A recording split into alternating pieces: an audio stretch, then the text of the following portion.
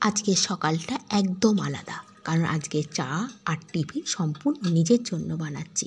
বাড়িতে কেউ নেই। অন্যদিন চা আমাকে দাঁড়িয়ে খেতে হয়, বসে খাওয়ার সময়ই থাকে না। তো দেখে নাও আমি কি বানালাম।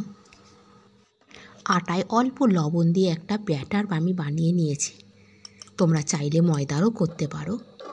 এবারে প্যানে অল্প তেল দিয়ে চামচের সাহায্যে 1 চামচ দিয়ে রুটির মতন গোল করে দেবো। ওইদিকে পেঁয়াজ আর লঙ্কা কুচি একটা বাটিতে নিয়ে তাতে অল্প লবণ দিয়ে একটা ডিম কিন্তু আমি ফাটিয়ে দিয়েছি।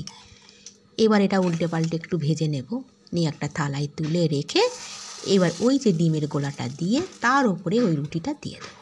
দিয়ে বেশ একটু কড়া করে কিন্তু ভাজবো। ব্যাস, টিফিন কিন্তু রেডি। এবার চায়ের সাথে বসে কিন্তু খাওয়ার পালা।